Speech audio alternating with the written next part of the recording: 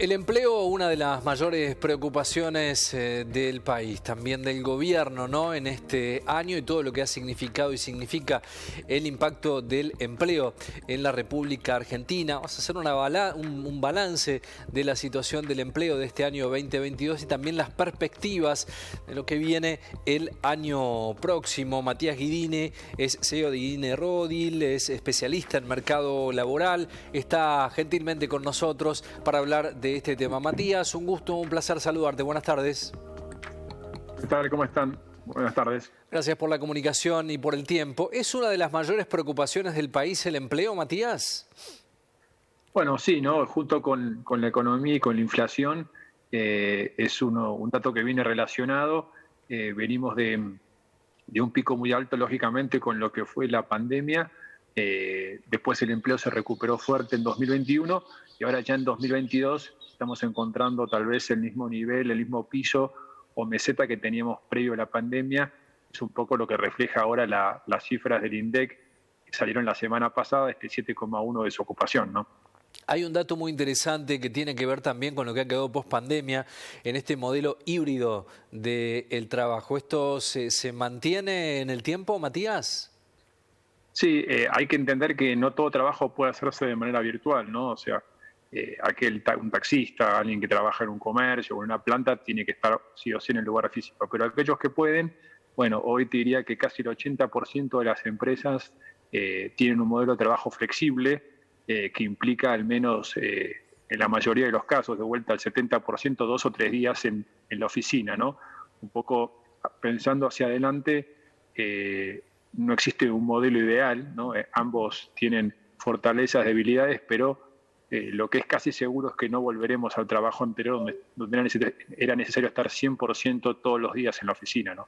Respecto a todas estas modificaciones, habrá que repensar la ley de contrato de trabajo, ¿no? Bueno, esa es una asignatura pendiente que tienen muchos gobiernos. Creo que la última reforma laboral profunda, en serio, fue allá por el gobierno de Carlos Menem, ¿no? Después pasaron gobiernos de diferentes signos políticos de ambos extremos y ninguno ha encarado una reforma laboral en serio que, bueno, entienda el trabajo del futuro, que hay que tener en cuenta que hace 10 años que en Argentina prácticamente no se crea empleo privado, ¿no?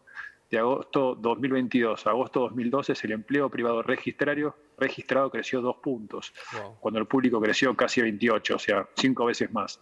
Entonces, evidentemente, hace falta revisar un poco el marco regulatorio para ver si desde ese lugar podemos crear empleo genuino de calidad, ¿no? En este contexto hay una situación que tiene que ver con los trabajadores y la pérdida del salario real ya con quinto año consecutivo, ¿no? Claro, así es. Eso es un dato, bueno, es un poco lo que genera los niveles de pobreza que hoy vemos, ¿no? O sea, no es gratis que hace 5 años el salario aumenta menos que la inflación, eso para trabajadores fuera de convenio. Es cierto que algunos gremios, algunos sindicatos han tenido en este 2022 mejoras por arriba, son muy puntuales. Sí, así que quinto año consecutivo, una inflación que va a terminar en torno al 95%, promedio de salario para fuera de convenio cerca del 89%. Esos 6 puntitos pueden parecer poco, pero cuando son 5 años seguidos es un montón. Cuando uno analiza a la distancia ya en este final de año de 2022, en la curva de crecimiento o decrecimiento, ¿cómo se evalúa, Matías? En términos de trabajo, La de este año, sí.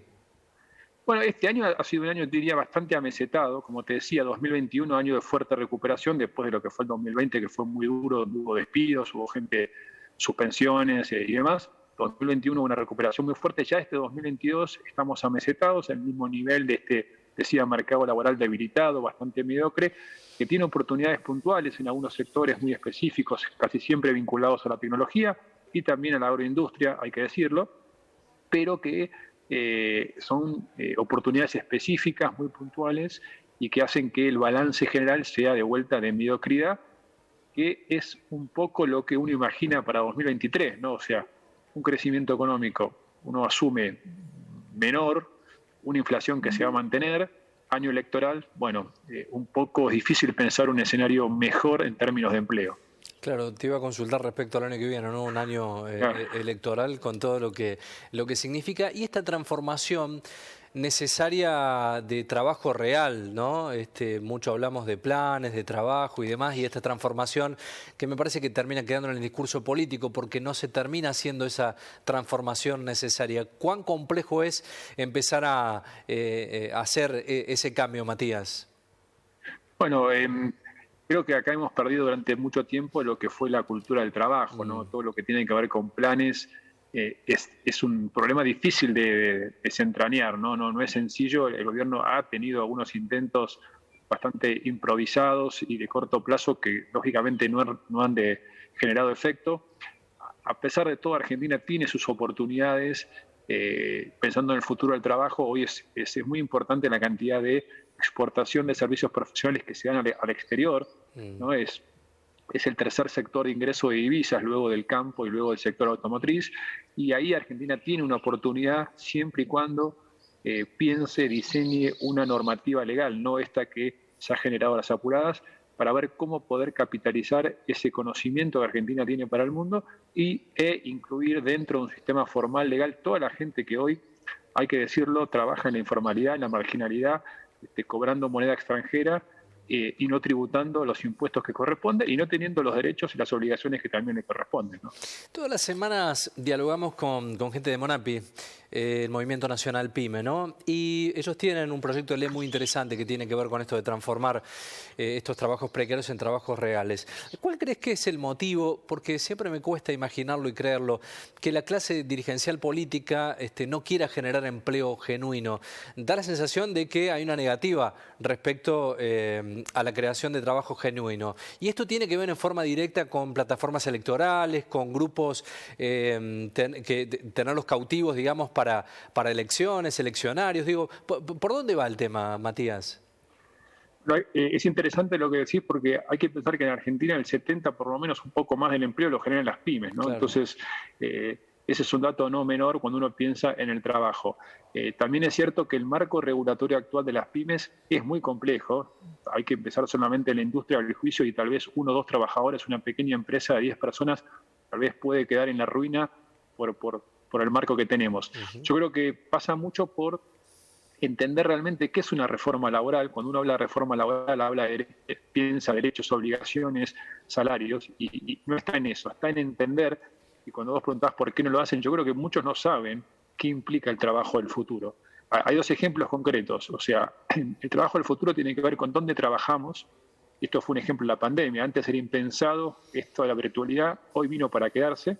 También esto de exportar servicios profesionales. El trabajo del futuro tiene mucho de eso, de entender que el mundo uno va a poder trabajar hacia cualquier lado de manera virtual y no solo para una empresa, capaz para varias. Entonces, me parece que falta un poco de conocimiento, de sentarse, pensar en largo plazo y entender el futuro del trabajo hacia dónde va, y que cuando uno habla de reforma laboral no está hablando de quitarle derechos a los trabajadores, sino de justamente de entender en el día de mañana qué trabajo se va a necesitar y cómo va a trabajar la gente. Si entendemos eso, bueno, tal vez estamos un poquito más cerca de encontrar la vuelta a esto, ¿no? Hay otro tema, Matías, que tiene que ver también con lo cultural y con lo que significa la conformación de los pueblos, ¿no? Y esto que vos decís, la transformación, también creo que hay que cambiar matrices culturales que tienen que ver con demandas de carreras tradicionales, ¿no? Me parece que el mercado ya apunta hacia otro sector. ¿Cuán cerca, cuán lejos estamos de empezar a interpretar esas necesidades del mercado y empezar a cambiar el aspecto formador? ¿Cómo lo analizás a la situación de nuestro país respecto a ese tema? Bueno, la verdad que hay una desconexión estructural que de alguna manera los gobiernos han intentado empezar a comunicar y cambiar, algunas de mejor o menor manera. En la ciudad de Buenos Aires mejor, tal vez en el gobierno nacional menos, pero bueno, hoy se sabe más que se necesitan perfiles de tecnología, pero todavía en el primer cuatrimestre de este año 2022 en la Universidad de Buenos Aires la carrera más elegida para inscribirse fue medicina. Claro. Y en el año 2019, en la Universidad de Buenos Aires, que es la principal universidad, el 14% de los graduados vienen en la Universidad de Buenos Aires, la carrera con más graduados fue Derecho, ¿no? Entonces, el futuro del trabajo no tiene que ver con los psicólogos, con los abogados y con los médicos que son necesarios, sino tiene que ver con la tecnología, con la enfermería, con lo que es matemática, datos y demás. Entonces, hay que trabajar mucho todavía, entender por dónde van las carreras del futuro, comunicarlo y formar. Es aún más complejo porque de cada 100 chicos que arrancan la primaria, solamente 14 se gradúan en la universidad.